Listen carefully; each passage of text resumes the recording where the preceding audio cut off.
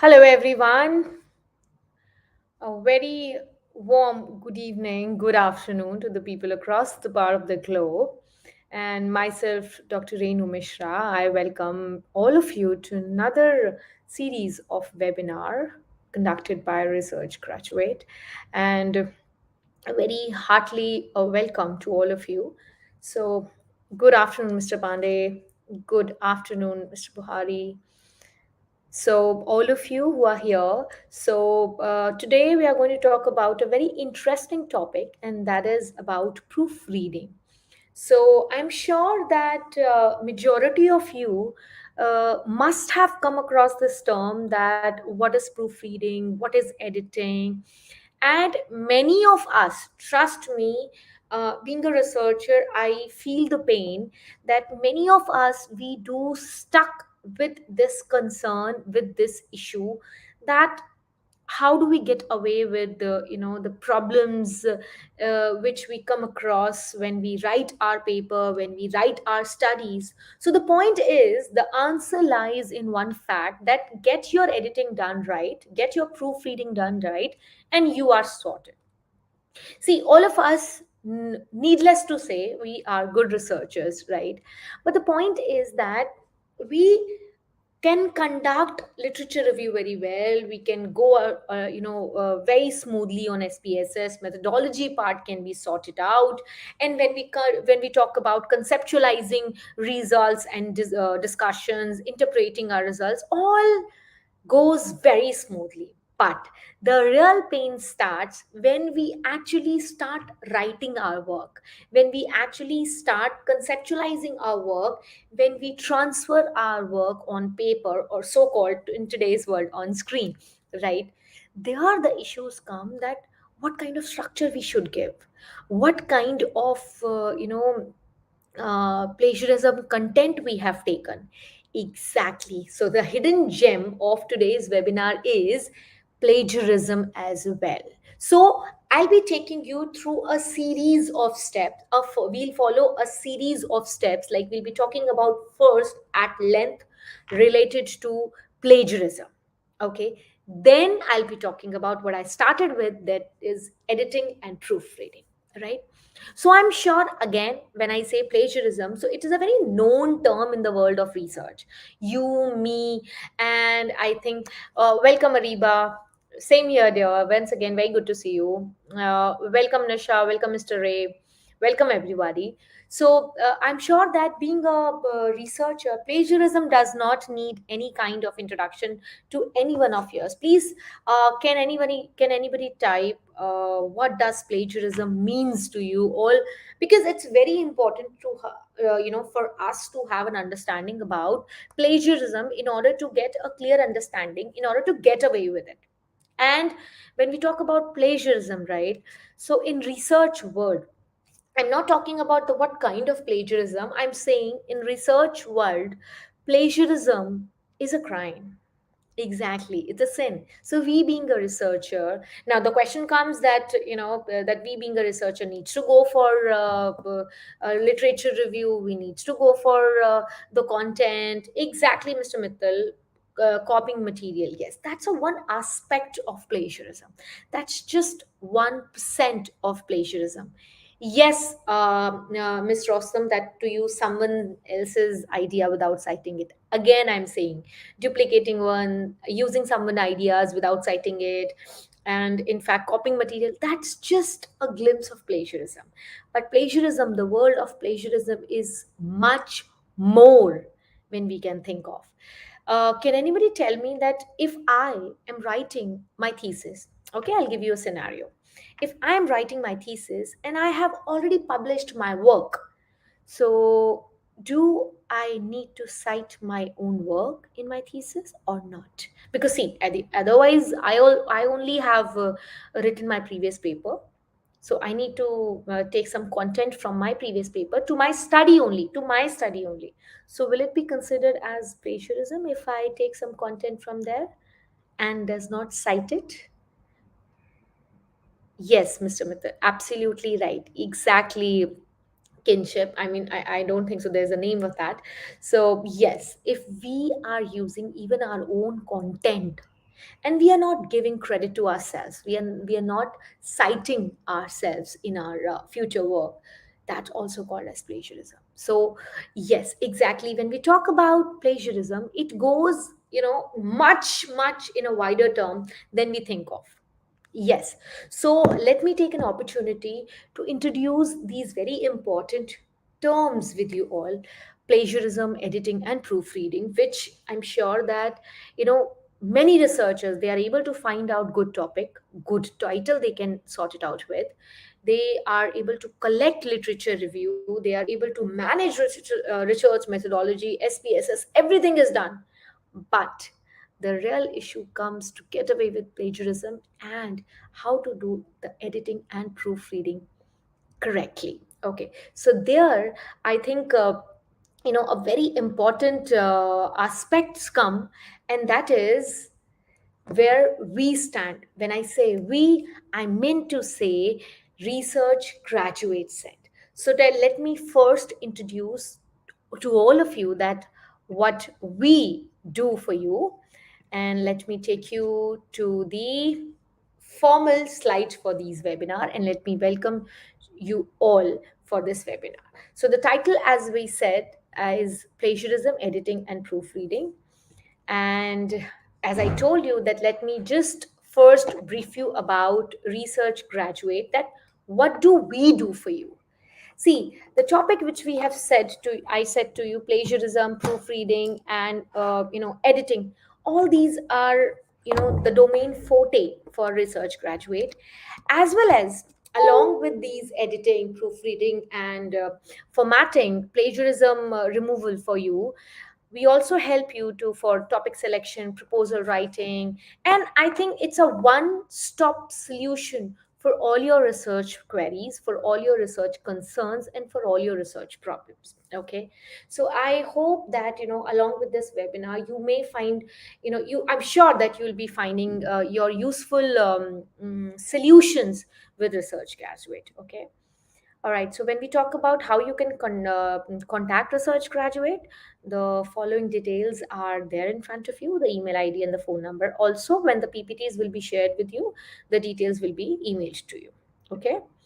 All right. So the structure for the webinar will be going like, I'll be presenting for a couple of like 90 minutes with you, and then we'll be ending the webinar with your question and answers. And when it comes to PPT recording certificate, just don't worry, everything will be emailed to you. Okay. So let us start the webinar. And today we are going to talk about plagiarism. I'll also take you to the world of plagiarism. When I say world of plagiarism, there's too much to talk about. There's a lot to talk about. That means, we'll be talking about its facts, we'll be talking about what to do, what not to, what's true and false related to plagiarism. And then I'll be taking you to some very common and very important types of plagiarism. Then it's very important for us to identify plagiarism as well, and then I'll be telling you some softwares that how you can avoid, uh, and then how you can correct plagiarism, and then how to, to do editing and proofreading.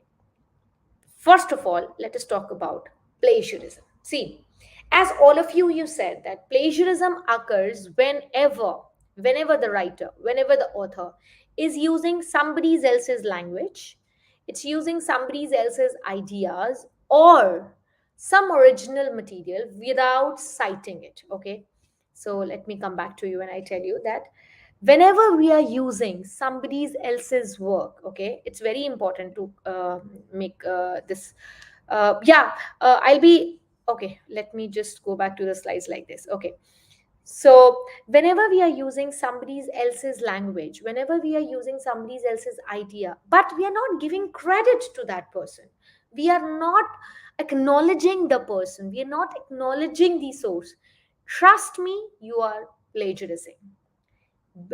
Without even anybody telling you, believe your consent that yes, you are plagiarizing. Okay, now first question or first point which occurs, that is it plagiarism if I copy the content but cite the source? I would like to have an answer first from you. My question is, Yeah, the see, Naila, I'm talking to you like, side by side. The screen will be visible to you. Don't worry. My question is, it will be okay, okay, okay. My question to you, you is it plagiarism if I copy the content but cite the source? Were the slides clear now? Can anybody tell me? Were the slides clear? Not now, just couple of minutes back. Okay, Mr. Mittal. Okay. So now in full screen slides are clear. Can anybody tell me? In full screen, the slides are clear like this. Quickly.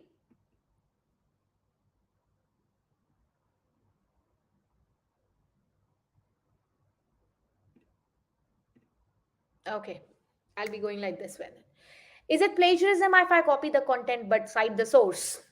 See, if we are copying the content, the main important thing here is if I'm copying the content, but even then I'm citing the source.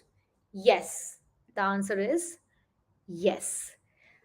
Now somebody says, quote, some quote should be there, some inverted commas and all that stuff should be there. Now let me tell you one thing. Unless and until you are quoting a definition or somebody's quote, like Shakespeare said, what's there in the name?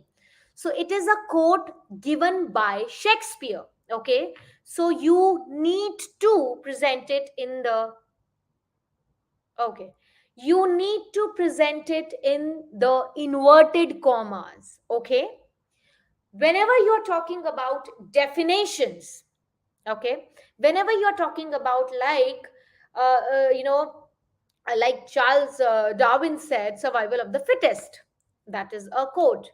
Whenever I'm saying like a consumer is a one who consumes the product, so I'm quoting somebody's definition, that has to be inverted commas firstly, and we can copy them.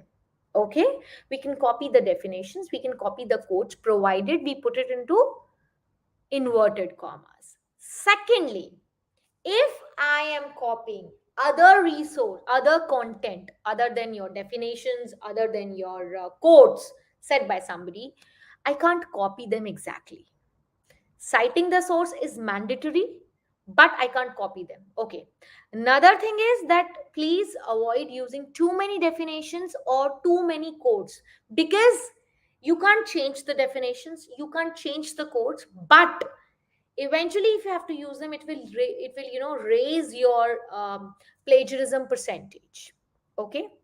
Okay, next question. Is it plagiarism if I copy my own content? So the this question I already asked you, because basically many a times many students, who doesn't know about it, they find it as a very tricky question, and they say that no, since it's your own work, you have done it, and so you can copy it. But the answer is I cannot copy. In fact, nobody else can copy their own work for their future work. Now I'll tell you something very important. Why, if we are copying our own content or if we are adapting our own content into our future work, why it is a plagiarism? See, anything which is a published material, okay, if our previous work is in published form, it has already been published in a form of article or a blog or a paper, has to be cited even if it is written by you. Okay, so the answer is if I copy my own content, yes, it is be plagiarism, and it is called as self plagiarism. Okay, now, is it plagiarism if I substitute few words? I'll just come back to you guys. My question is it plagiarism if I substitute few words? Just if I say that I am going on correct path. So instead of correct, I'm using I am going on a right path. Is it plagiarism, guys? Mr. Musa said, yes, it is. And yes, Mr. Musa, you're absolutely right. It is plagiarism. See, plagiarism cannot be overcome just by using some synonym. Okay, when I say some synonym, one or two. Okay, Exactly, when we just use few one or two synonym and we say that, oh no, I have changed my language. No, we have not changed the language. We have just used synonyms. Okay. If I say, like I said, I'm going on a right path, if I'm saying I'm going on a correct path, everything is same, just I have substitute one word, correct or right. Okay. I need to change the language. Now, one tip which I would like to give you all, in order to get away with plagiarism, in order to listen very carefully, in order to get away with plagiarism, please do not change the meaning of the context or the content which you take. Are you getting what I'm saying? We need to rephrase the language, we need to make use of new language. That does not mean that we change the meaning of the context. Okay, so always make sure that whenever we are trying to avoid plagiarism, we are not supposed to change the meaning of the context. Okay, all right. Now, I'll be presenting you some facts about plagiarism. So, when we say plagiarism is harmless, absolutely false. Absolutely false. See, plagiarism, I started saying that, in research world, plagiarism is a crime. Okay. If we are, taking some of the content from somebody and we are not acknowledging their word, that means we are questioning our own academic credibility. And in today's world where technology is so advanced, it's very, very easy for journals, for universities to find out the plagiarized content in our work. Okay, so it's very important to get, to write the work which is plagiarism free. Yes, although depending upon the universities, a certain percentage of plagiarism is allowed, but that too only for PhD thesis, and that too, ranging from 5 to 7%, probably a percent more or less can be there, but not more than that. Okay, so another false myth, or another false notion with people generally have about plagiarism is, it is not wrong if I do it accidentally. See, you do it accidentally, or do you do it intentionally, plagiarism is your responsibility. You need to follow that your work is plagiarism free. Because if I'm a reviewer, for instance, I'm a reviewer, how do I come to know that you have done it accidentally or intentionally? It's your moral responsibility that your work should be plagiarism free. Okay, if you review, it's not plagiarism. Absolutely not. Reviewing and plagiarism are two different work. Okay. Citations are already always mandatory. Always mandatory. Even if it's your own work, you have to cite it. Okay. And plagiarism is all about how much you plagiarize. Not at all. Even 1% of plagiarism means plagiarism. Yes, it is plagiarism. And I said that depending upon the universities, they allow you to, have certain percentage of plagiarism. That means that if your work having 3% of plagiarism, 4% of plagiarism, that can be accepted. But they also does not say that, university people also does not say that even if it's 5% or even if it's 7%, your work is not plagiarized. Okay, so please make sure that whenever you talk about plagiarism, content really doesn't matter. What matters is that how can you reach to the path of not falling into the trap of plagiarism. Okay, okay. See, guys, even if the font size is not clear, please listen to me, because slides would be anyways emailed to you. Fine.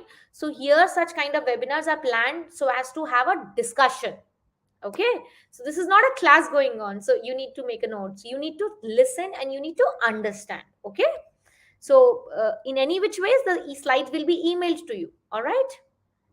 See, no, Miss Sony, we cannot tweak the definitions.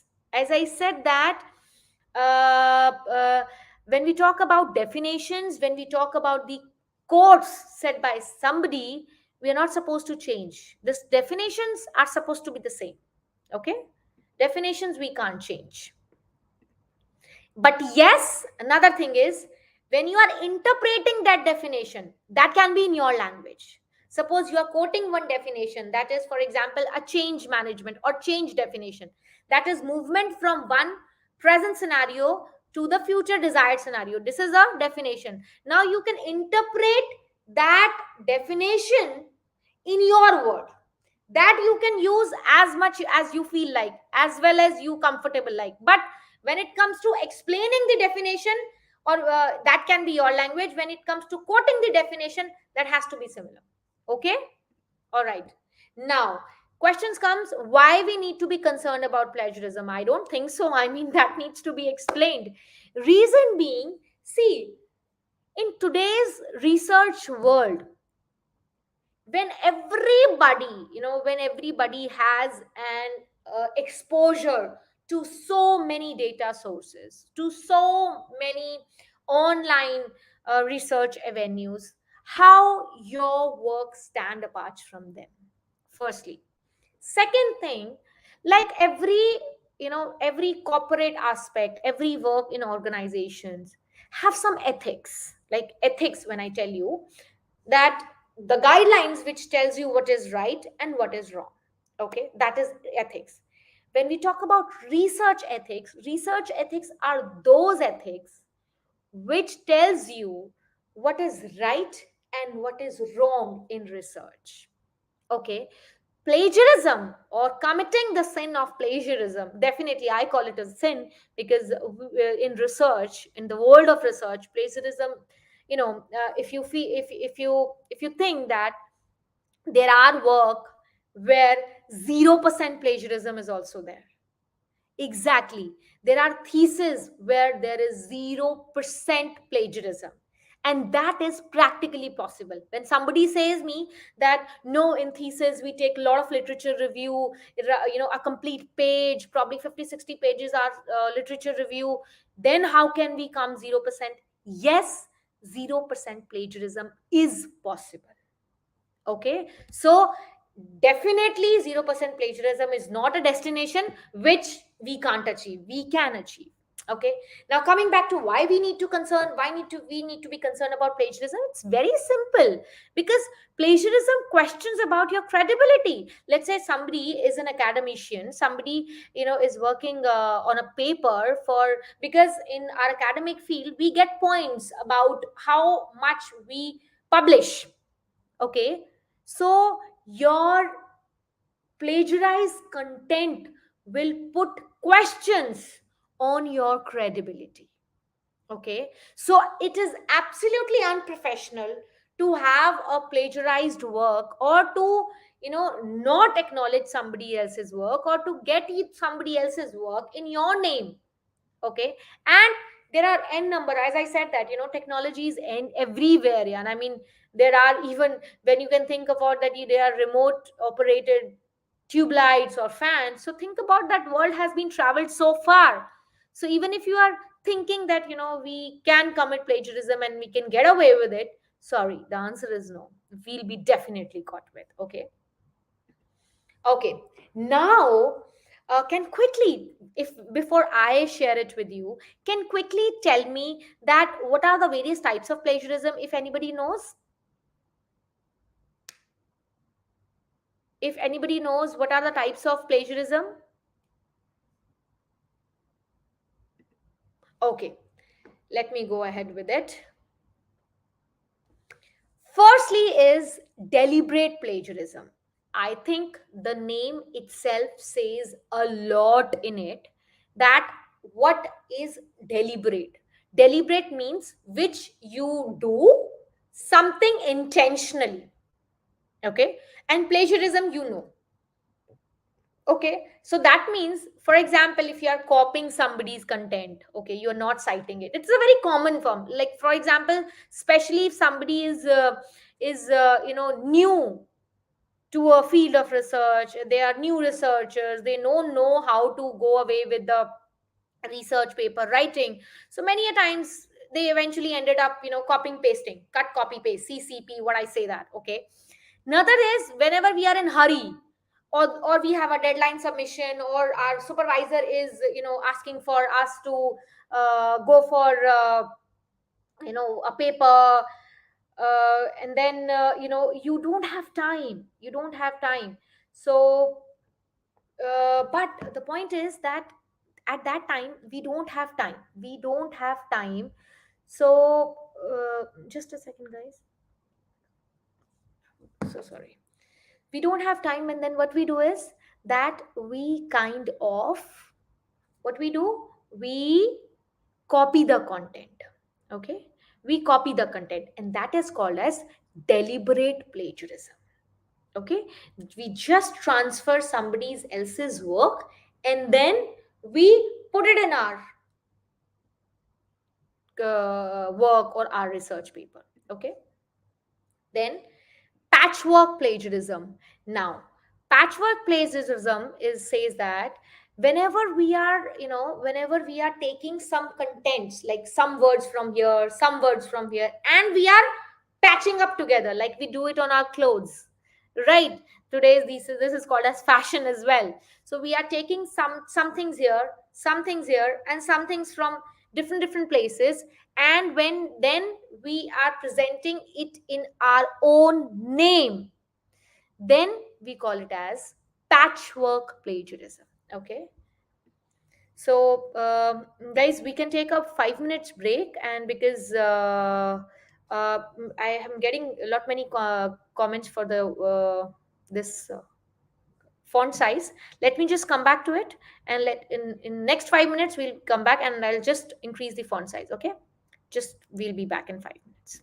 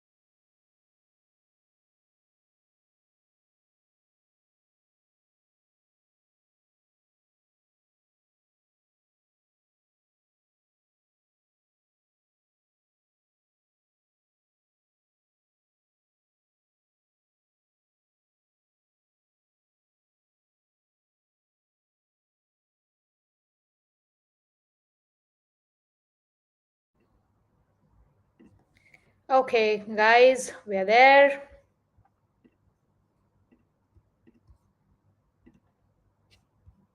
All right. So, yeah, here. Okay. I'm sure there'll be less issues for this thing, for your content. Okay. The font size of the content. Okay. Patchwork, we already discussed. Now we'll be talking about the, bluffing.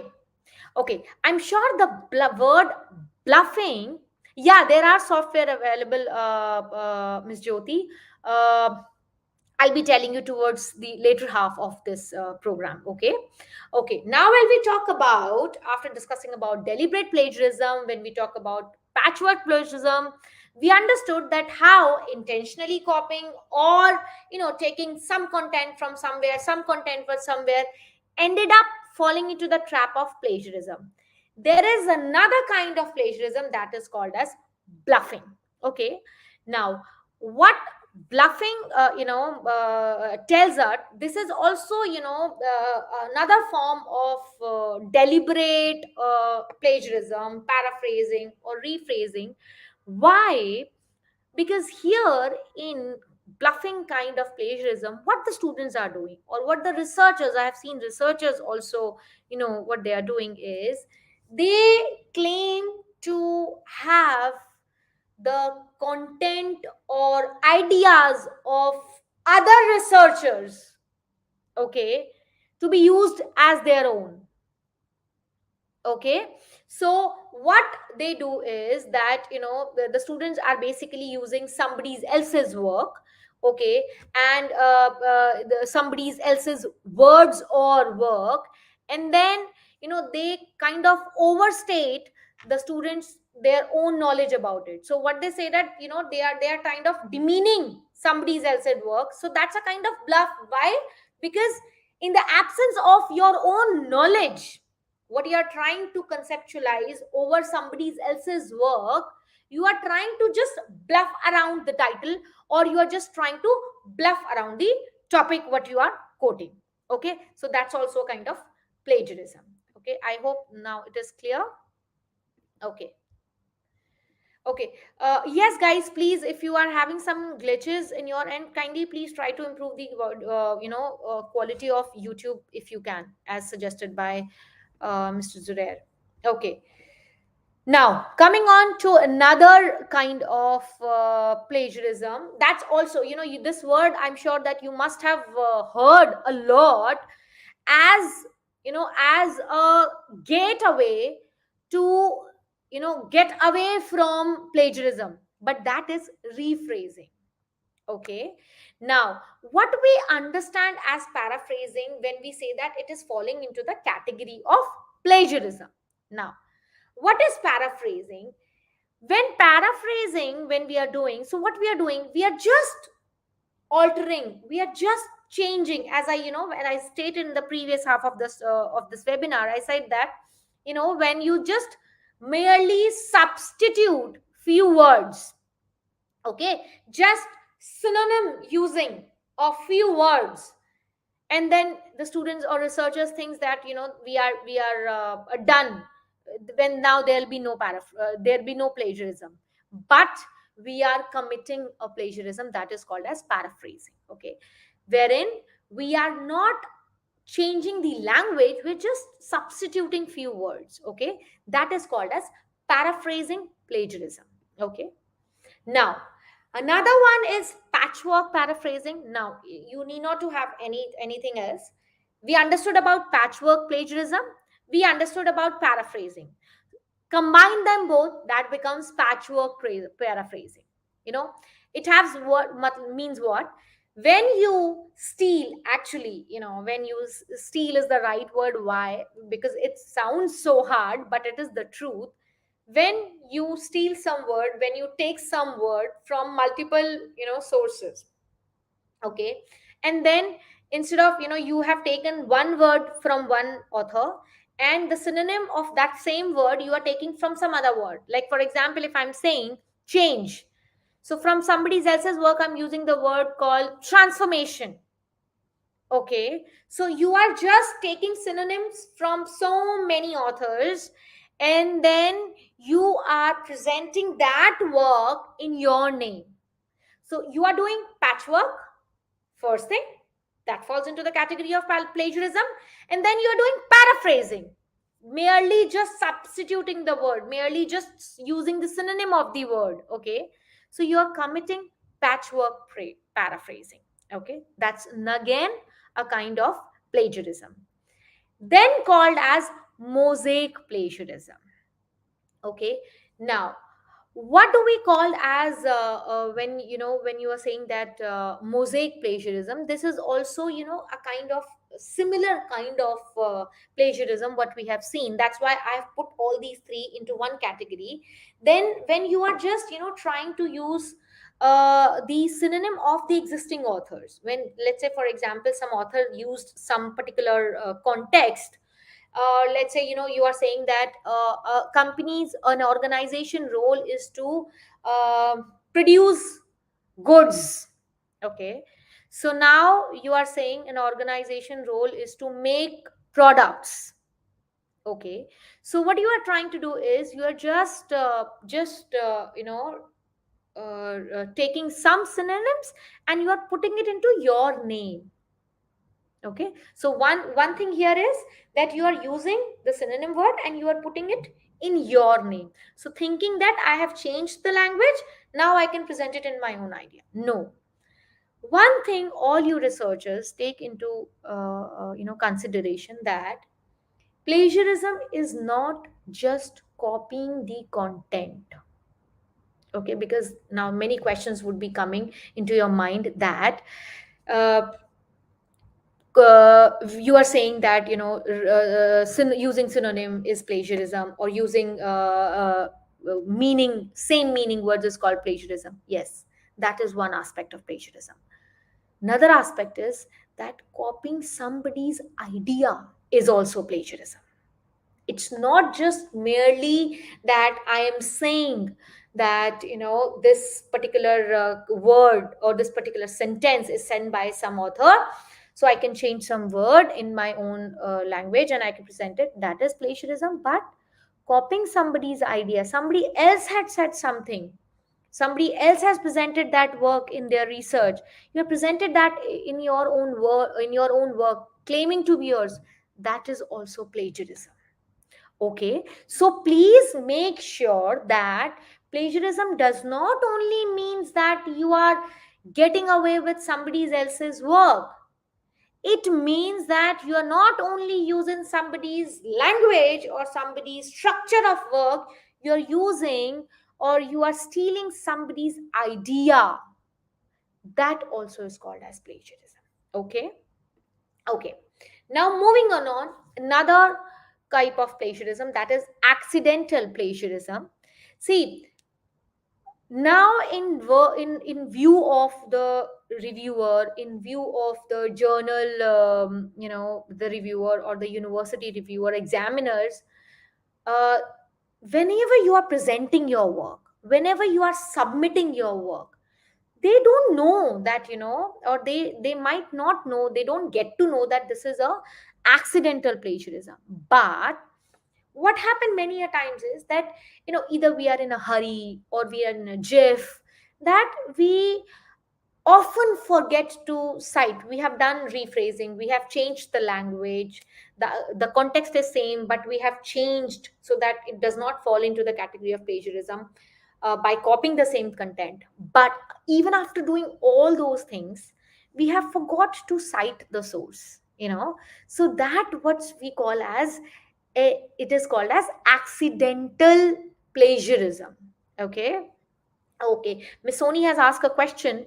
When I write something on my own sometime without copying anything, it comes to plagiarism. What do I do at that time?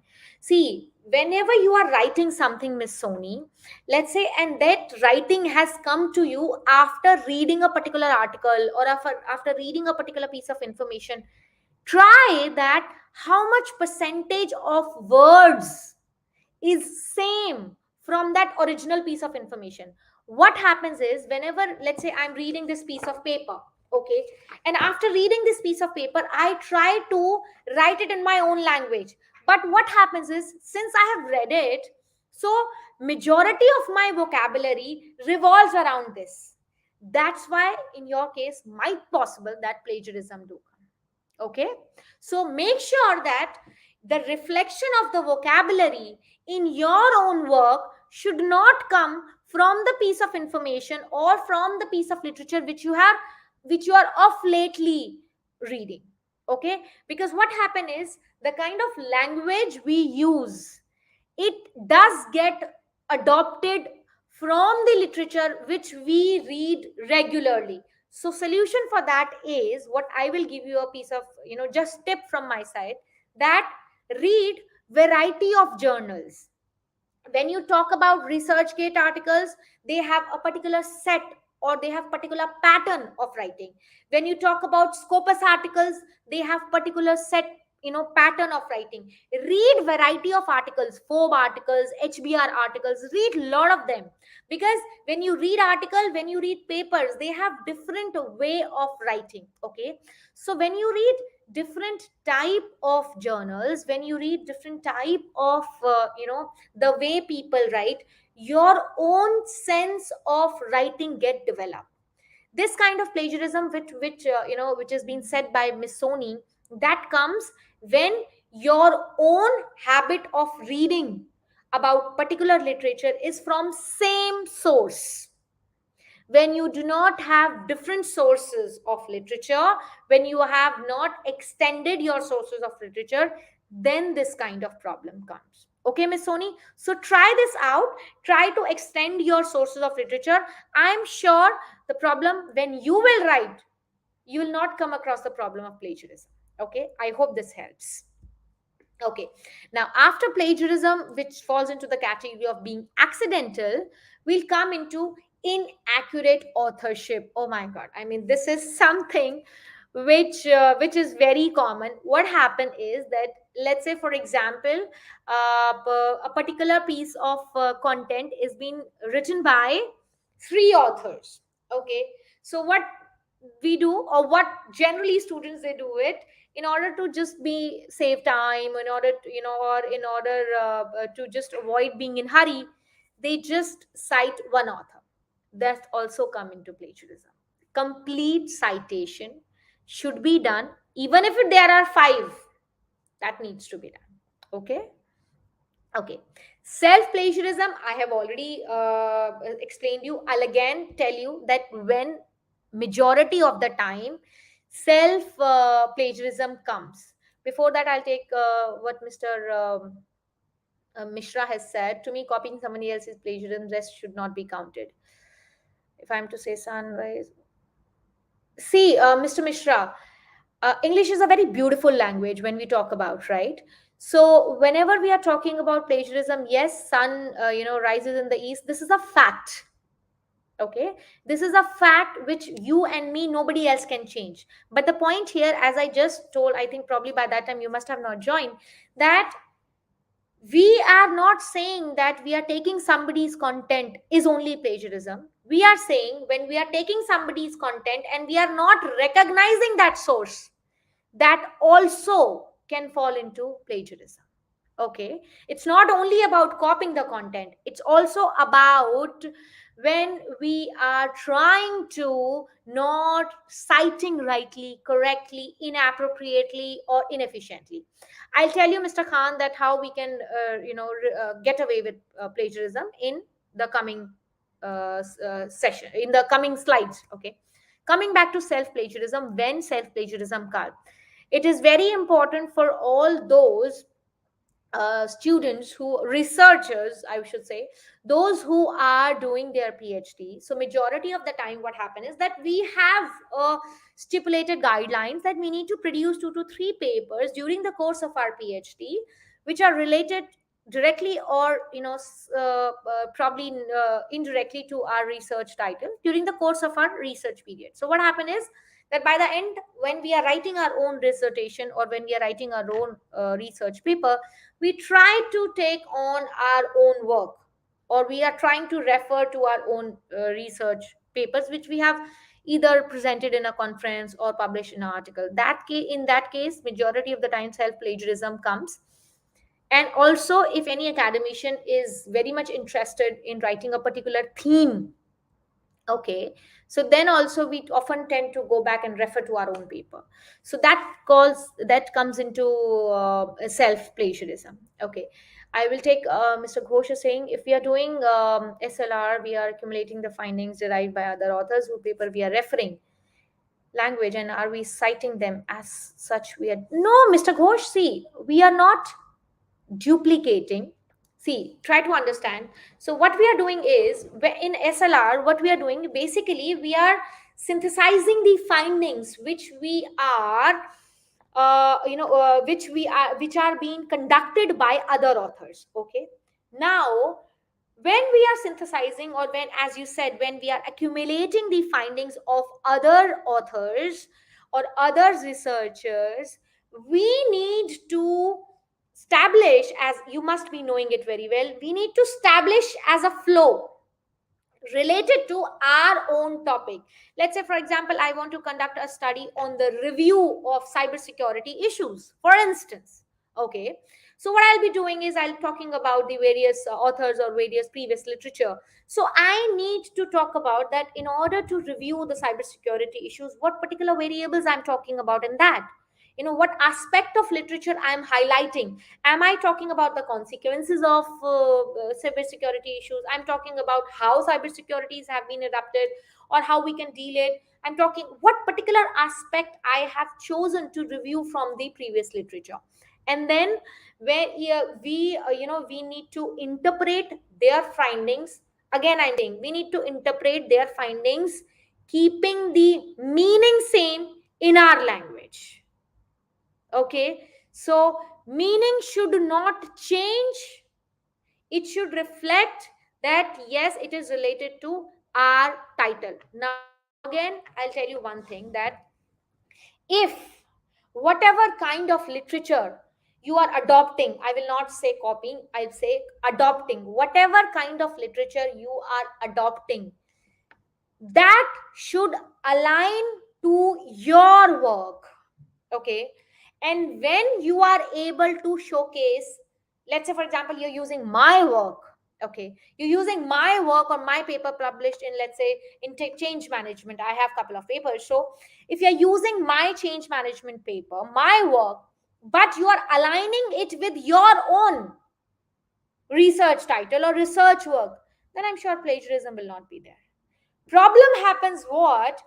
See, the author must have written in some else, in some other context, in some other aspect or variables, but we do not copy the entire study. We just take the portion of it, we just take a part of it.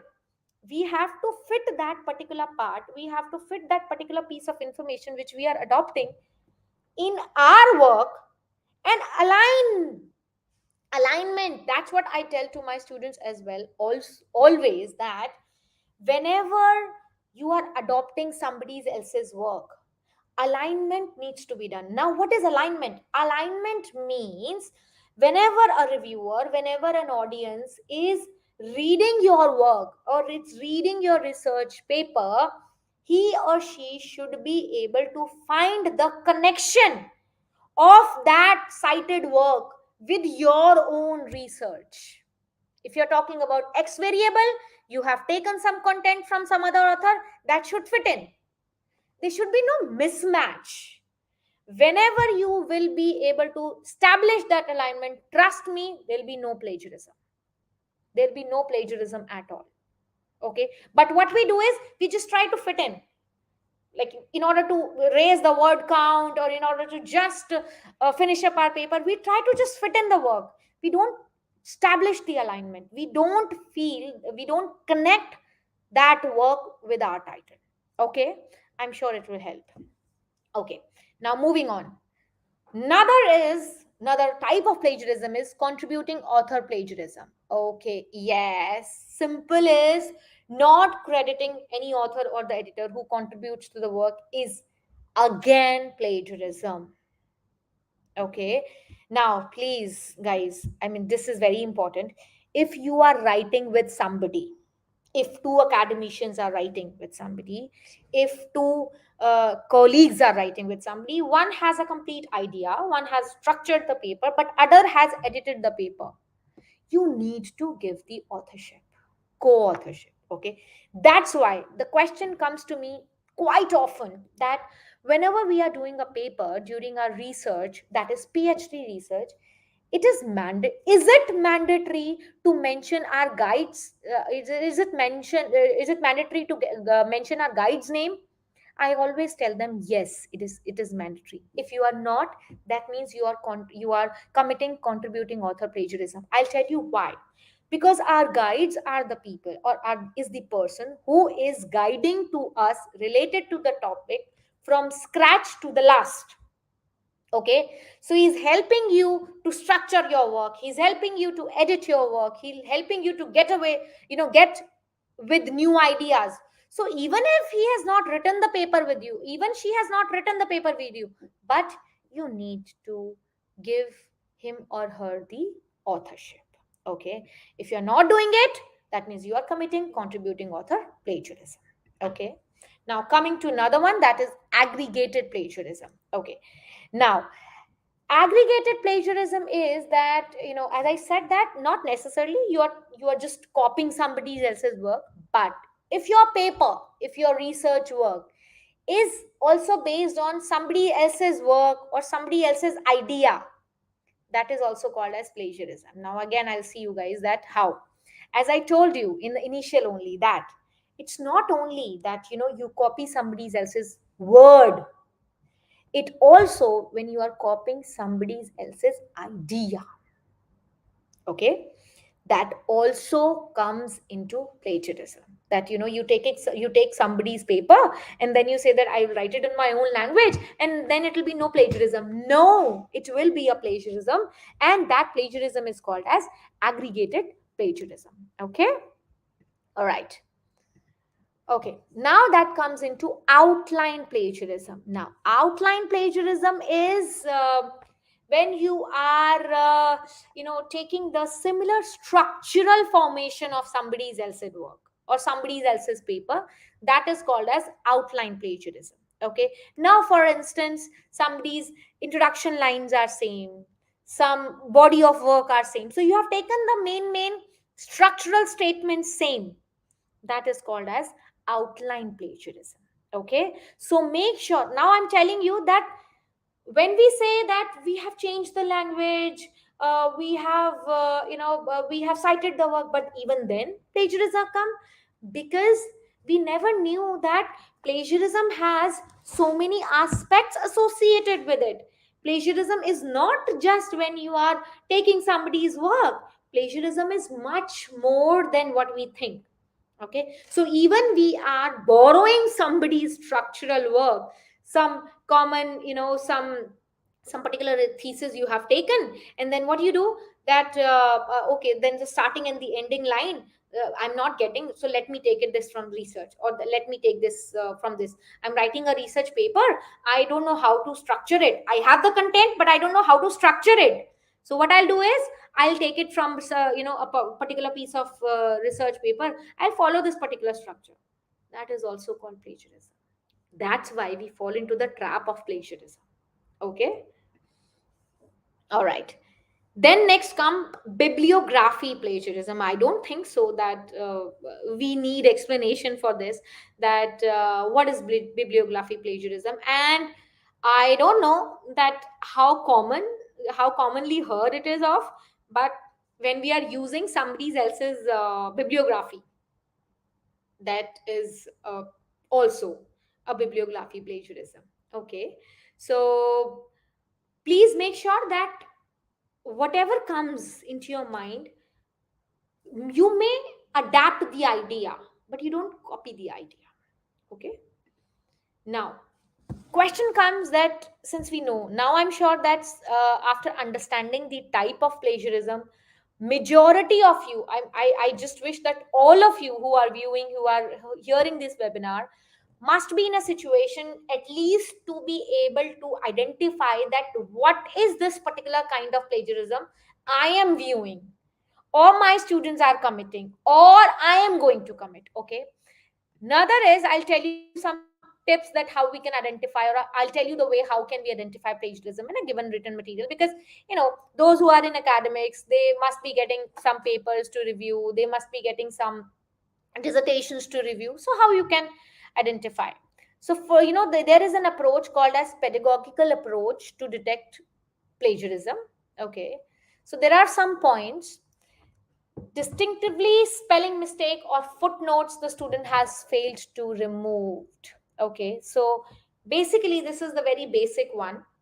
Let's say if a student has committed some plagiarism, and he has copied from original piece of information. This used to happen.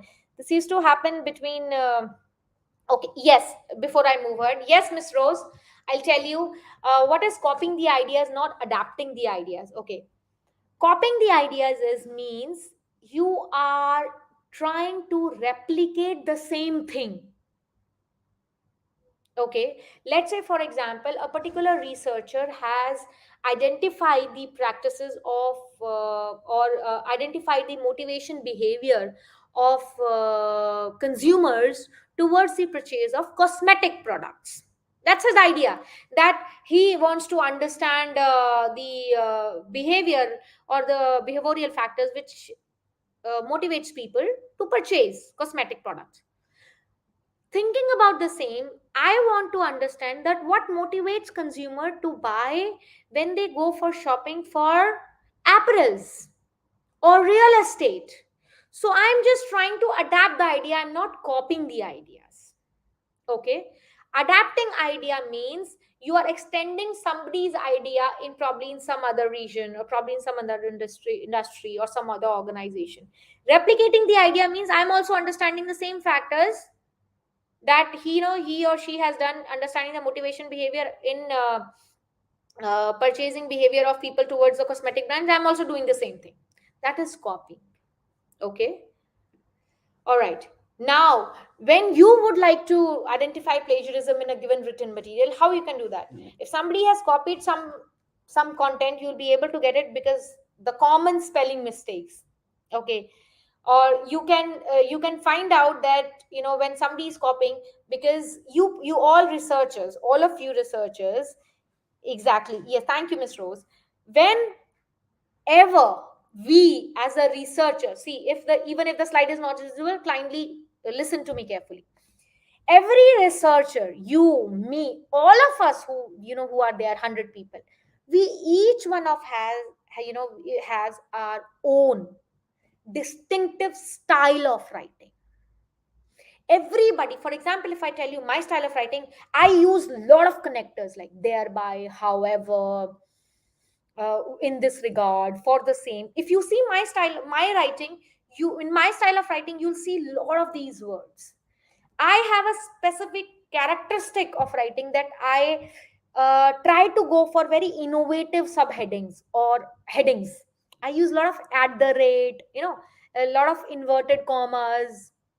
I try to go on with a lot of definitions coined by my own.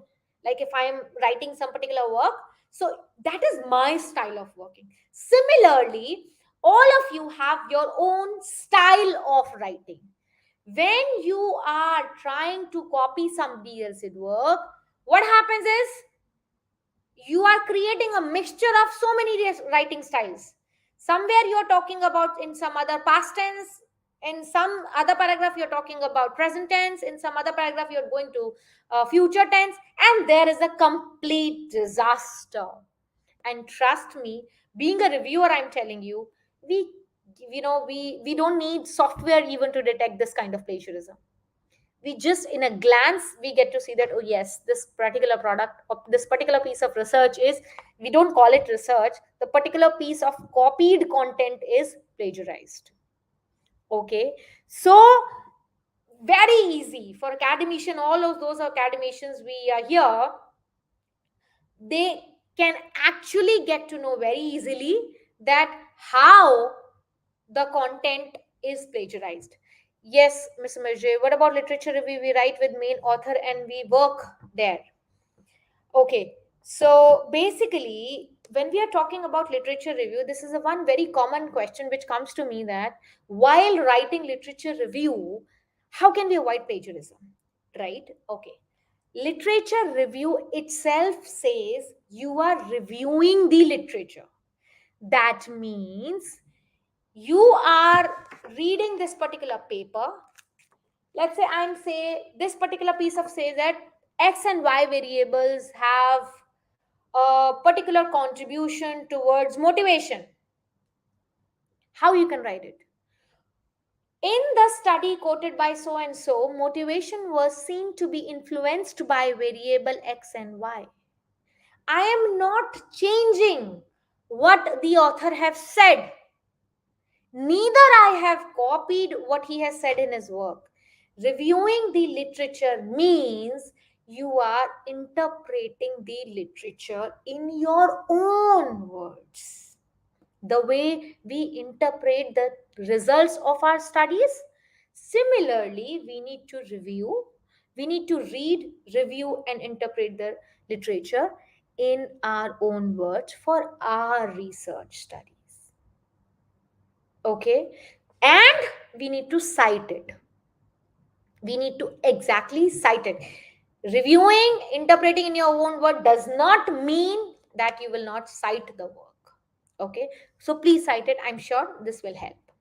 Okay, now, as I told you that wrong spellings, grammar, going off the track easily gets noticed by you, or I think after this webinar by all of us, that whether this piece of paper or this piece of work is plagiarized or not.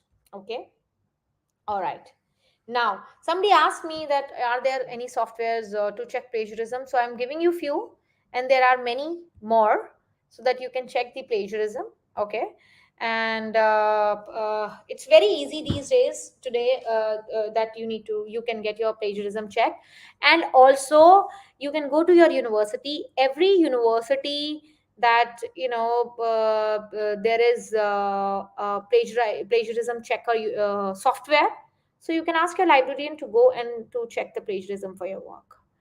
Okay, so when we talk about online software, so this is I think very easily available.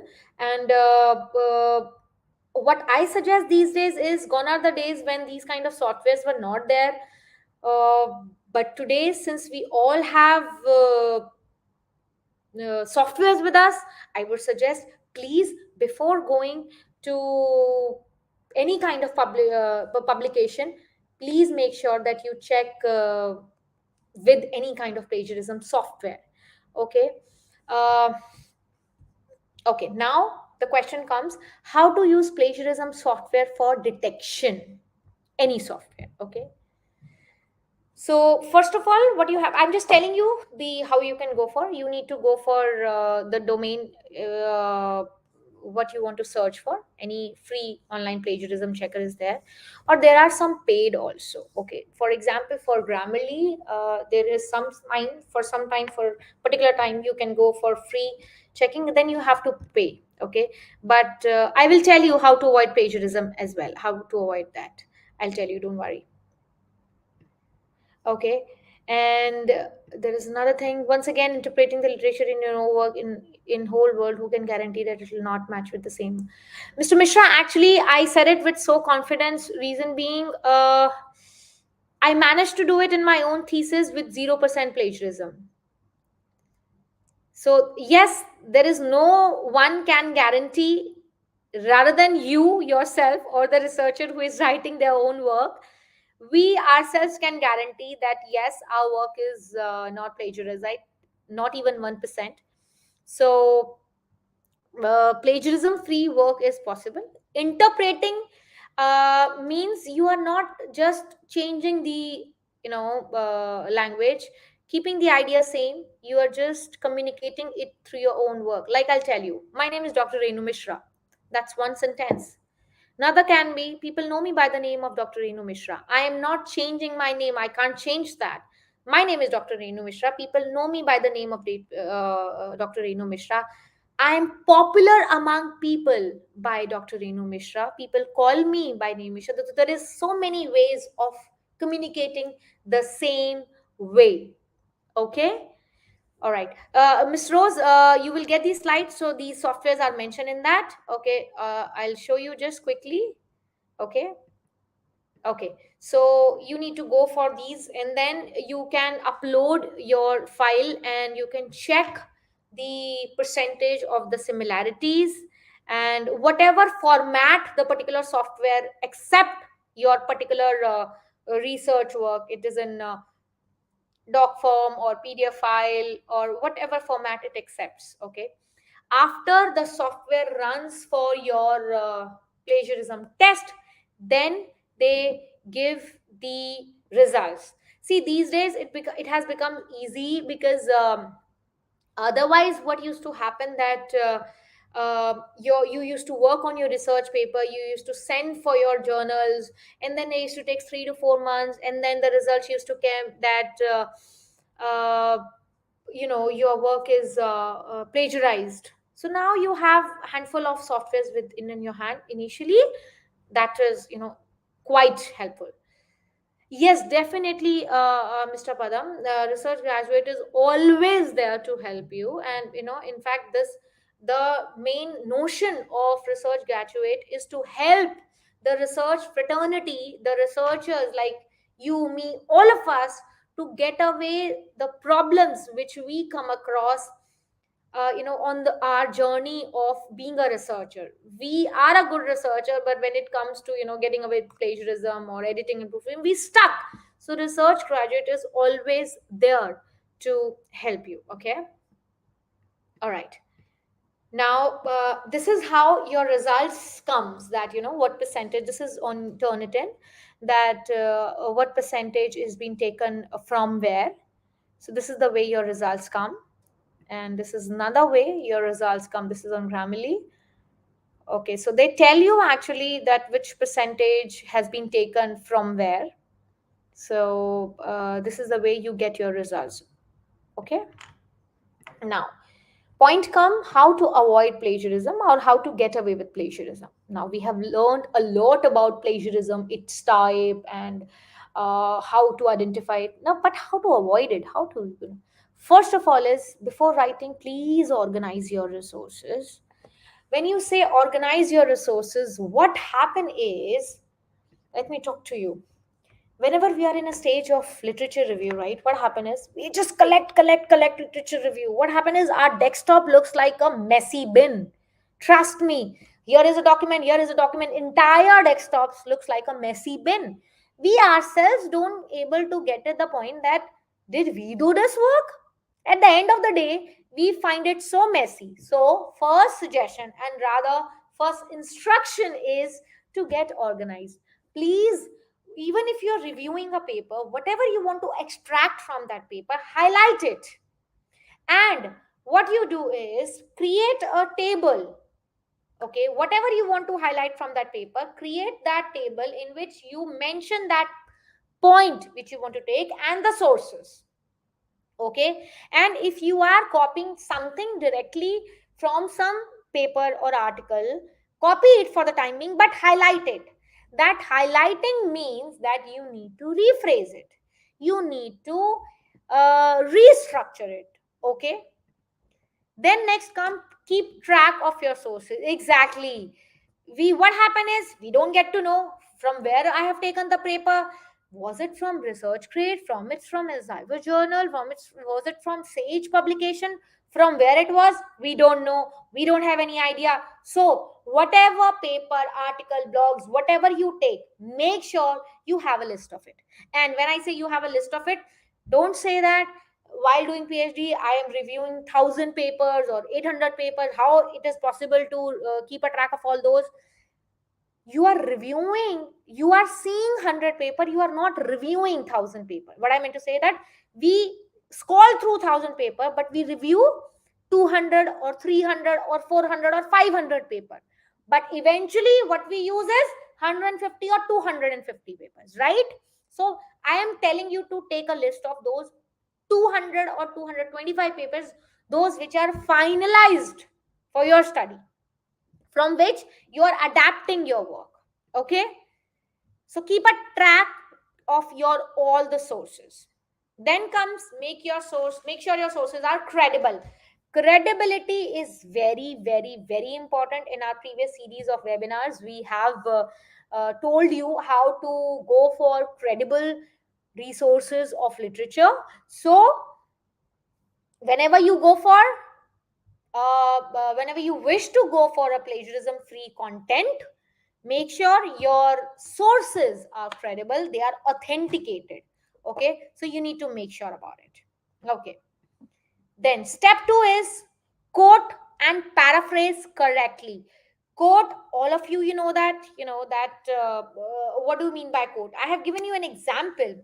Original text, what it says that art and culture undoubtedly flourished in the 20s as a shared American pop culture emerged thanks to the advent of radio broadcasting, widely circulated magazines and movies. It has been stated by Tulin in 2021. Okay, this is I am telling you now an examples, please pay attention. Okay, how we can. Now, this is our original text which you can see on your screen, that how art and culture it flourished in 20s, with the help of radios, with the help of magazines and the movies. Now, there are 2 points given to you. One is an incorrectly quote and one it is a correct quote. The one which is falling into the category of incorrect quote, that is in the 1920s, art and culture undoubtedly flourished in the US due to the advent of radio broadcasting, widely circulated magazines and movies. This quote neither gives a citation, plus you yourself can see. Sorry, I'll go back. I'm so sorry. You yourself can see that it is copied. The undoubtedly flourished, the words are similar, widely circulated, words are similar. Advent of radio. Now, the correct quote can be, now, this is I have given, you may can choose or your own version as well. Okay. In the 90s, 20s, art and culture undoubtedly flourished in the US due to the advent of radio broadcasting, widely circulated magazines and movies. This one. Okay, now here you will say that this is copied. No, why I'll tell you, this is a code. Okay, can you see these commas, inverted commas? So this is a code, we can't change. But why this is incorrect? Because this has not cited. Here it has cited. Okay, so that's the difference. We need to, you need to quote it, you need to cite it as well. Okay. Okay, so there are some questions.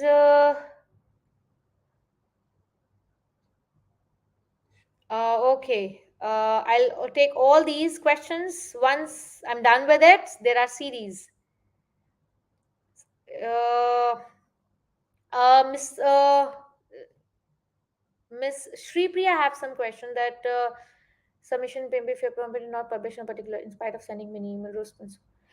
Ma'am, Shripya ma'am, actually the thing is that plagiarism is one aspect. Okay, plagiarism is one aspect, and you need to see the credibility of that particular journal also. Today, these days, what happens is, since UGC have made it mandatory, even the particular private and the public universities and the institutes, they always pose a pressure, kind of not pressure as in a condition for your promotion and the further points also, that we need to publish our papers, right? So even after you have submitted your paper to the particular journals, so please make sure that you need to check the credibility of the journals also. If there are no response, if there is no response even after you have sent it so many mails, so please, there can be some issues with the yes, as rightly said by Mr. Mishra, there can be some other issues. Please check the credibility. Okay, another thing is that please, that whenever you are going to publish, or whenever you are selecting a particular journal. Thank you, professor, thank you so much. Whenever you are publishing a particular selecting a particular journal for the publication, please make sure, guys, please, it's a humble request, make sure that you check the credibility of that journal if you're going, let's say for example, if you're going for a Scopus listed journal, so please go to the Scopus website. Please check whether that particular journal is there with with Scopus or not. Is it discontinued? Is it continued? Since when? All these details are there on the website of Scopus. They every year they release a Excel sheet listing all the journals. Similarly, please make sure that whatever journal you choose for your publication, it is credible enough. Okay, if it's not credible, the problem which Sri Priya ma'am is coming across, you might can come across with same. Okay, because these days publication literally has become business for many fake publication house. So they show you the rosy pictures that we'll publish your paper here and there and why not, but eventually there's no such existence. Okay, so make sure that you, because you work with hard work, right? So to whomsoever you hand over your research work for publication, make sure the source is authenticated. Okay, all right. So another step, sub step in step, quote and paraphrase correctly. First was to with quotes. Second is avoiding plagiarism when paraphrasing. So original text you can see. Now I'm sure that many of you will get the answers here. Original text is related to the how plastic can harm the wildlife. Now here the word is called myriad. Now, the word myriad means lot of ways, multiple ways. Okay, multiple ways, many ways, lot of ways. So we can definitely consider this. Many of which scientists are just beginning to grasp when birds, fish, and other larger animals. So this is basically example taken from the study from Zombak 2021. Now, the incorrect paraphrasing in this and the correct paraphrasing is this. Now, whenever you are, one tip I'll give you, whenever you are taking uh, whenever you are taking a particular piece of information from somebody else's work, you can start initiating in your own language. Let's say for example, this example is talking about how plastic is harming animals, or how the scientists are dwelling deep into the information related to how plastic harm animals. So you can form your own sentence so that you can give away the way to now, you can connect that according to so and so this particular information is being said. Okay, so you can use our own filler sentences, that what we call as filler sentences. Okay, so make sure that you also, like I say, that always make sure that you plan a flow for your work. So please, you can fill in the work in your own language as well. Okay, or yes, Mrs. Satavir, you need to go for indexing.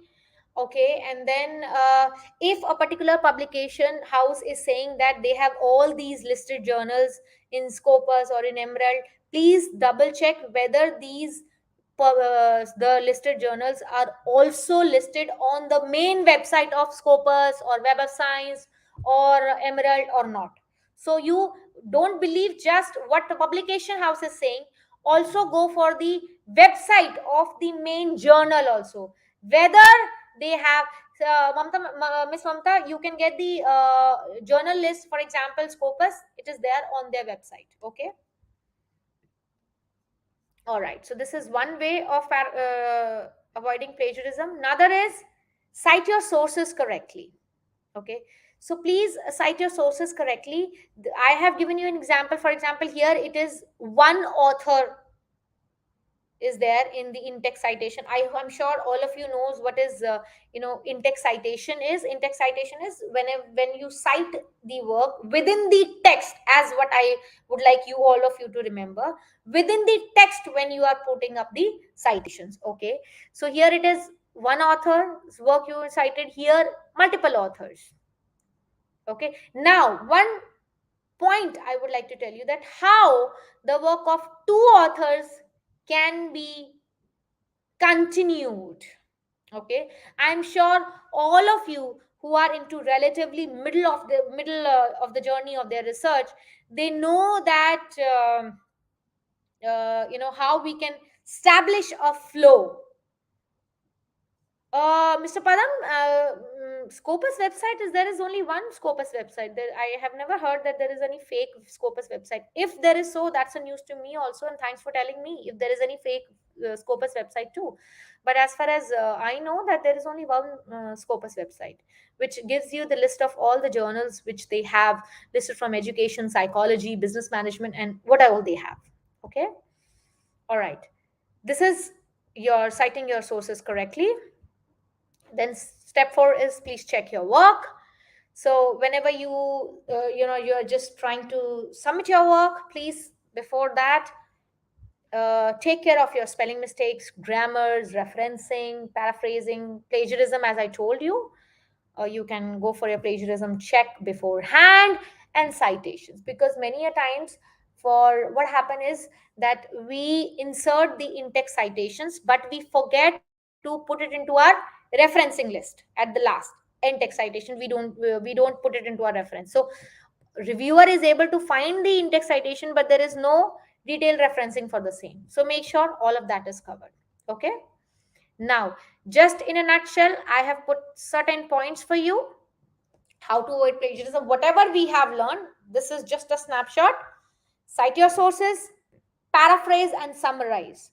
Now, when I say summarize, as I told you, interpreting in your own words, that means summarizing, using your own creativity, using your own English, as we say, keep a track of your sources, and please do not CCP, cut, copy, and paste. Okay, if you avoid it, if you follow these 4 points, I'm sure there'll be no plagiarism. Okay, now there is a one checklist which I have put it for you, that how we can prevent the plagiarism. So all these, like, you check the formation of your work, in-text citation, words, grammars, duplication should not be there, even the punctuation mark should be checked. Plagiarism can be checked beforehand with the help of a software. Self plagiarism should not be there. So it's just a checklist. So once you said, okay, I'm ready with my paper, this is done, check, this is done, check, this is done, check, so you can do by this. Okay, okay. Now, what we'll come with, what is manuscript editing? Now, when we say that editing, so editing is the first part, proofreading comes in the later steps. So, when we are talking about correcting grammar, first of all, your the research work should come in a proper flow. That's the purpose of editing.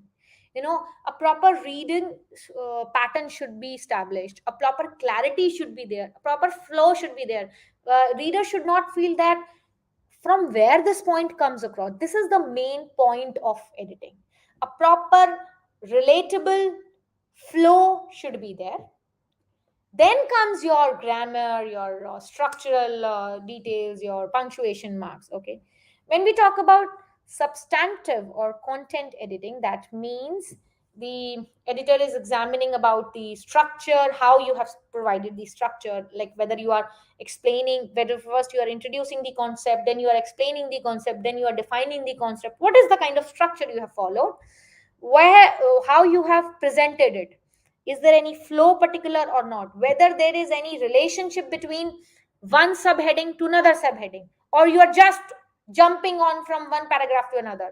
All this comes into editing. Okay, another stage is that copy editing stage. This stage mainly focuses on your English aspect, language aspect, your grammar, your punctuation, your repetitions, how repeated language you have used, all this. Okay. Then comes your proofreading. So proofreading basically, when it is come, it comes after your editing, and before you are thinking for publication, before you are finally handing over your work to get published. So it is a step prior to that. It is that last stage. So when you are trying to fix up your, you know, punctuation marks, your full stop, just a final, providing a final finishing touch to your paper. Is there any error? You know, sometimes when I be like the repeated the is there. So proofreading is that we are finally reading it as a proof. That's what I say. We are finally reading it as a proof that there are no mistakes. Okay. Okay. So these are the basically four stages for editing and proofreading. So first is your content editing, where is your structure, your reading pattern is there or not comes. Then line editing, how what kind of language you have uses. Okay. Then your copy editing basically ensures your grammar, your style of formatting, your APA style or MLA style, whatever kind of citation style, citing style you have followed. And then comes your proofreading. So this is the way how your works needs to pass on each step. This is done, okay, then you move on to next step, then you move on to next step. Okay. All right. Now, why it is important? I'm sure that by now you all must have got this clear, that nobody likes to read a grammatically incorrect work. Okay, what do you want to convey to others? That clarifies to your picture. Now, whenever we come across any work which is you know which has not of flow, there is lack of flow, structural flow in the work. So what comes into our mind, that you tend to get confused by the end of that reading. Lot of literature, I'm sure you must have gone through, lot of literature you must have come across, that what the author wants to say, I'm not getting it. That's the kind of confusion one should not have. Okay. Now there are some instructions when you are doing editing or proofreading. So just don't do it in one go. Let, like, I'll sit with my 200 pages dissertation and I'll do it in one go. Don't do that. Just give yourself breathing time, give yourself enough space, do it in do it in block of time. Okay. And then you may what I'll suggested you, for editing and proofreading, you can get some professional help also. Reason me that all of us, we have a particular style of research or particular style of writing. So we may not able to find our mistakes ourselves, which somebody else can. Okay. So you can go for that also. Some people are not comfortable doing a proofreading or editing on screen. Take a printout, do it on paper, that also not a problem. And then you can transfer those corrections online, then you can finally submit the paper. So please, prioritize your thing, and do not edit or proofread if you do not have time.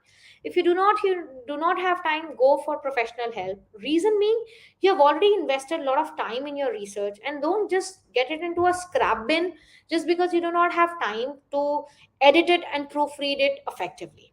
Okay. All right. So these are some proofreading tools for all of you, which you can use for your research work, and these can help you for helping you to proofread.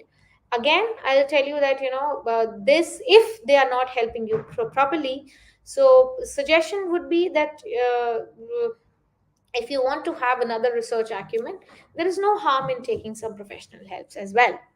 Okay. So this is from my end, and we are now open for the question and answers.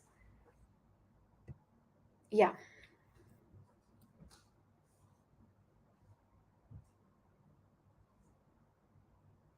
I'm very happy that a lot of discussion is going on already. Yes, Mr. Mishra, you are right. You exactly rightly said that there is no fake Scopus website as of now. We have not come across one, and that was if there is any scope fake website or not. See, I think that for your all those who are there on this webinar today, and those who are finding it difficult for proofread themselves or editing, because many a time it's not a problem in accepting the fact that some things we are not able to go for it. So research graduate, I think, is a one-stop solution where you can guys come, and the experts can help you out there. Yes, Miss Deshmukh, how to go for review paper writing? See, that's a process. I mean, you need to select for a topic what you want to go for it, and then you can go for a scoping technique or a meta-analysis. And then there is a step for that.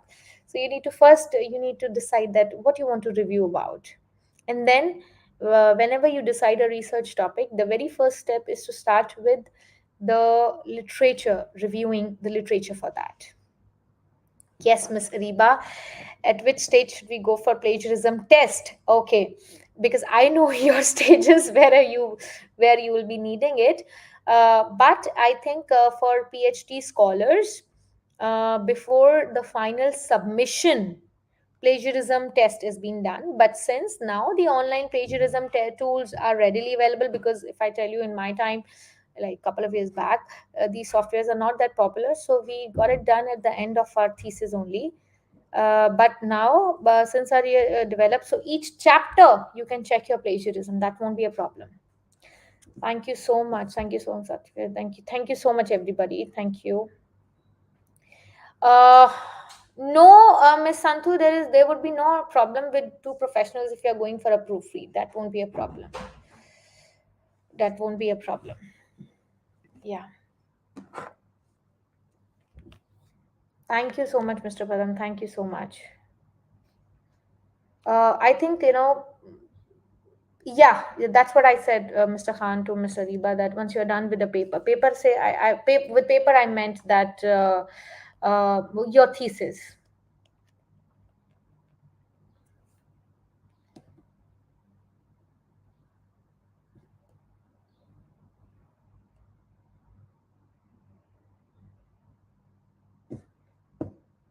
Thank you so much, Mr. Ray. Thank you so much. Thank you so much.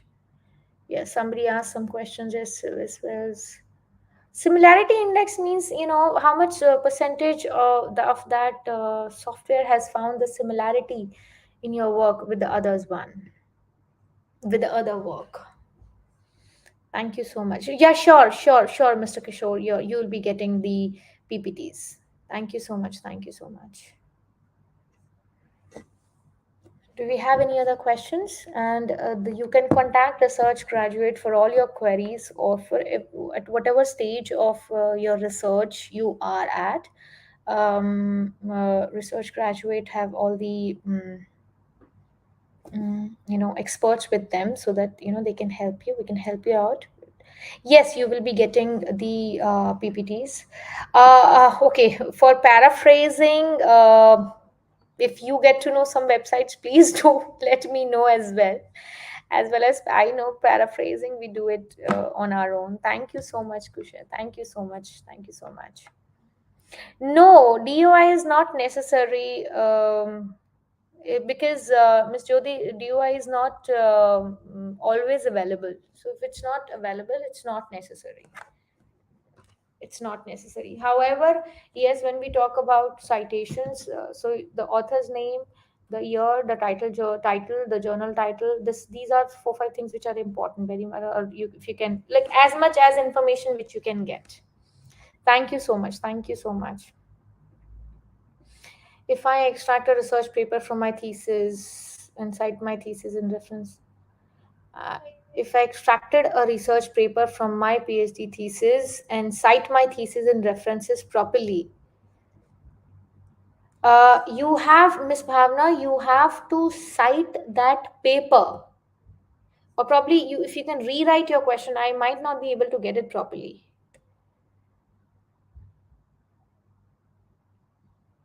Yes, Mr. Padam, you can get. Thank you, Miss Mishra. You are really helping me out. Thank you so much. Thank you so much. Thank you. If you are citing the research paper, it should not come. But again, I'm telling you that please change the language.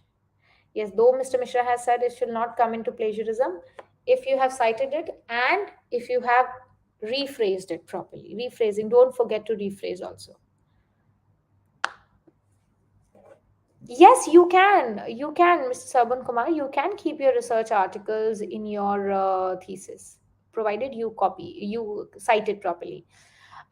Depend, Mr. Kishore, percentage of plagiarism varies how much it is accepted. It depends upon university to university. It depends how much they accept. Thank you so much, Mr. Rose. Thank you so much. Before your thesis writing, Mr. Vijay, you have to, it should be related to my field. That, yes, it is ideally, we say that, ideally, I'm saying, ideally, we say that it's advisable to write the paper related to your field of research. Why? Because at the time of final defense, it becomes easy if we already have a piece of information which is published or which is presented in our conference, or a journal which is published in a journal. It is easy for us to defend our data in final, since we have already have a substantial work which is already published. Paraphrase, Mr. Shakir. Paraphrase you need to do. Paraphrase, MS Word helps you a lot.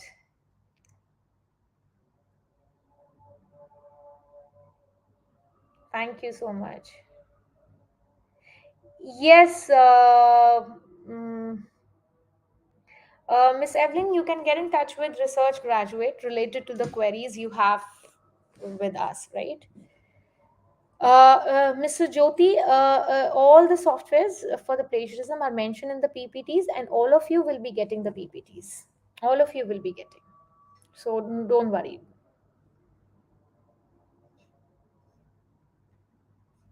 Thank you so much. Thank you so much, Mr. Vijay. Do we have any other questions?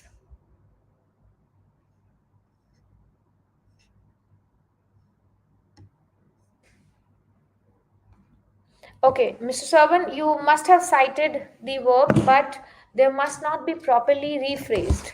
So, if you are still getting the problem of plagiarism, then kindly consider, or consider the language, rephrasing it. Okay, so make sure that you have not use the similar language. See, paraphrasing is not a rocket science.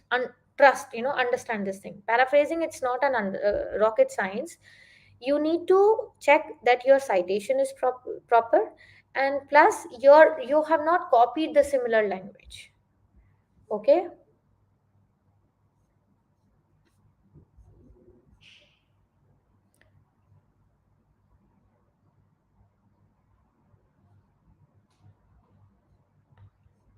Mr. Mishra, can you elaborate what you have said in setting? It has been not excluded by same author if it will not count.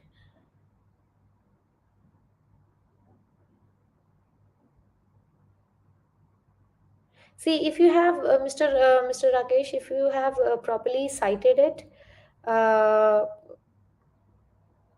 you and you have paraphrased it, you may need not to. Every software have different requirements.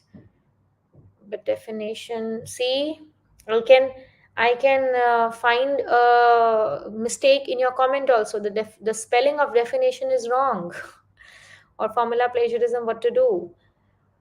See, I told you in the initial onset of this session that we can't change the definitions. So if you are getting plagiarism because of definition, that means you're using too many definitions. Okay, you're adding too many definitions. Mr. Mishra, as I told you, sorry, Mr. Rakesh, and Mr. Mishra has also told you that you may add references, but again, it depends that you must have added the in-text citation. Depends upon the software. Okay, Mr. Amit, it's not always required by every software. Okay, so even if you have proved, you have added the referencing at the end, but you have missed the in-text citations, that won't work. In-text citations are also important. Okay, but every software does not take. So it is advisable to send you the complete paper. When I say no, 15%, Sarban Kumar, 15% plagiarism is very much high. When you are sending complete paper, so complete paper does include referencing also. Some reference software, they ask you to add referencing separately too. Okay.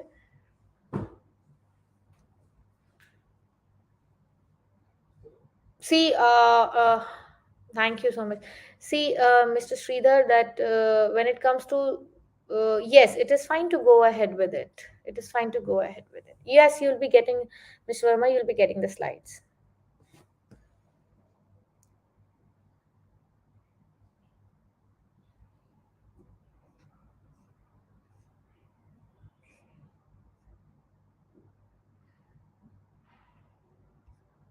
Is there any? Yes, you can, Mr. Okrua. You can check, Miss Okrua. You can check the plagiarism. You can check the plagiarism, definitely. And I have listed some softwares already on the PPT which can help you. Yes, Mr. Sherban, they are absolutely safe. Not to worry. Not to worry. And if you are a scholar, if you're a research scholar, you can always contact your university librarian also. Every university librarian, they have their plagiarism software installed in the university system. Okay, so you can go and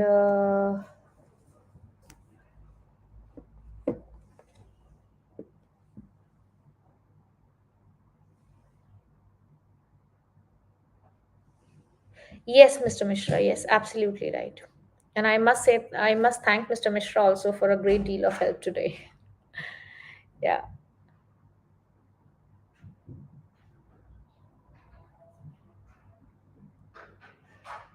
See, Miss Ambalika, that Mr. Mishra, 15%. See, when you talk about, as I told you, that dissertation, when you say dissertation, PhD dissertation, every university, they have their own standard of, what do you say that? Plagiarism acceptance. Someday, at max, I've heard about 10%, not beyond that. And 15%, let's say, for example, you're talking about a research paper, and then for research paper 15% plagiarism, because the length of the paper is depending upon the length of the paper. 15% plagiarism is considered to be high in general according to international standards also, I'm telling. So for PhD thesis level, if you ask me, then depends upon what is the university guidelines. Some universities take 5%, some say 7%, some take even 10%.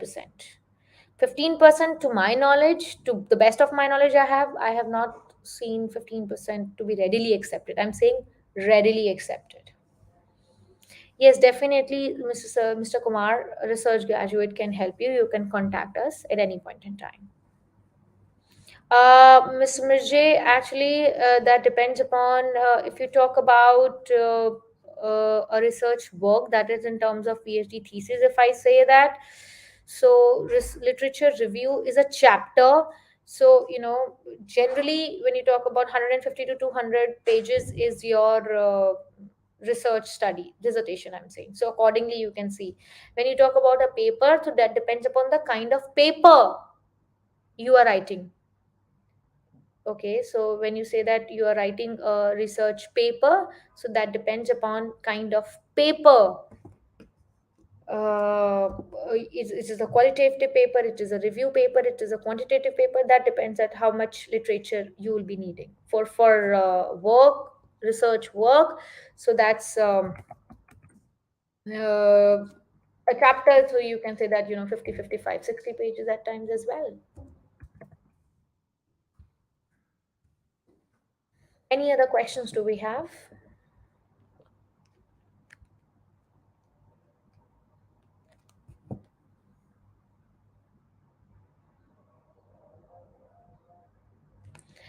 Miss Soni, you yourself said that you have written a systematic literature review paper last year and it was a lot of job stress, and somebody else has written that paper already. So I thought of tweaking a bit. That tweaking is not allowed. So I thought of tweaking a bit and adding more papers. See, one suggestion is whenever you are doing SLR or any kind of paper, make sure your own perspective you should reflect in your paper.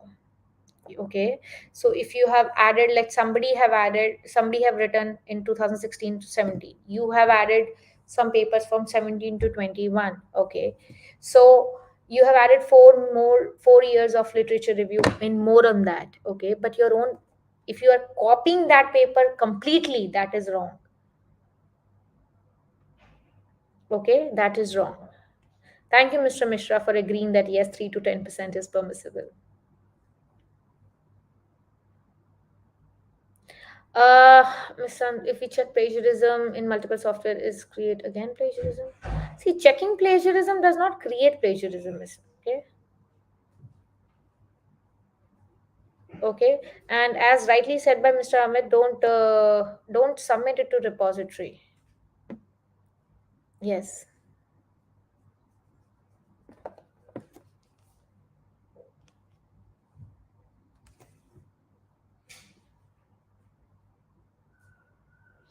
No, it will be. I usually review one work in around 100 words is okay.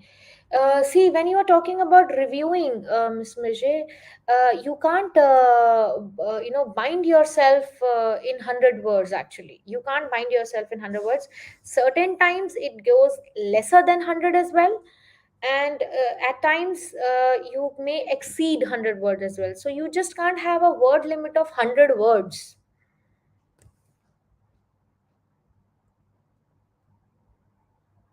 So I can't say that you always reduce, because because many a times there are topics where there is dearth of literature, so you have to, you have to take more and more content of it. Yes, a research graduate will help you in plagiarism checking. Yes, we can. Okay, so if you want to know about me, I am a management academician. I'm associated with expert resource person with research graduate, and apart from that, I work in Dubai. I am an assistant professor in Dubai, and I pursued my PhD in HR, particularly in change management, and I am a reviewer with the international journals as well. And I am a trainer also, wherein I provide research trainings on research paper writings. Is there anything else I may help you with? I teach in Dubai as well as in India. So when it comes to India, so thanks to the technology. So I hope that all of you have got the session, you have found it helpful, and if you have any query related to your work, or we can. Thank you so much, Tolu. Thank you so much. If research graduate can help you in any which ways, we'll be we'll be delighted to help you all. And you can contact us at any point in time. We have experts. Uh, mm, yes, Miss Rose. Yes, we can. Get in touch for the same. So yes, everything, Miss Padam, which is there. It is mentioned on the slides. You can get in touch with me through Research Graduate, so we can get connected. Okay, and it will be my pleasure that if we get in touch, and let's contribute towards each other's research journey. I'm also working on certain research papers right now, so you don't know that we can help each other. So, research graduate is always there to help all of you. And if you have any kind of query, if you want to get in touch with me also, or any other faculty expert at research graduate, we have a couple of many more. So we're always there. All right. Thank you so much for the. Thank you so much. Thank you so much. Yeah, everything.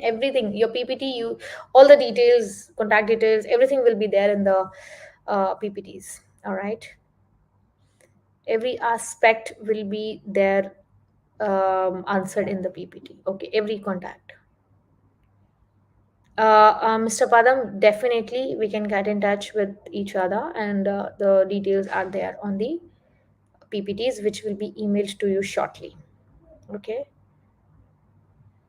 Ms. Jyoti, you can get in touch with somebody who's there in the social sciences, because cognitive psychology is the term which you can talk to a person who is expert in emotional intelligence who is handling cognitive learning. So they can tweak you to, they can suffice you enough information related to cognitive psychology as well.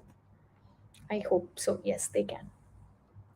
Thank you so much, everybody. Thank you so much for being a wonderful audience. And let's connect again on another series of all your queries. Ms. Deshmukh will be answered. You can get in touch with Research Graduate, and we'll be happy to help you for your specific research queries for your each one, whatever topic related, content related you have your queries. You can get in touch with us on Research Graduate contact details. Okay. Thank you so much, everyone. Thank you so much for being a wonderful audience. We can get in touch with the other again through another coming series of webinars. All right. Thank you so much once again. Thank you so much. Thank you.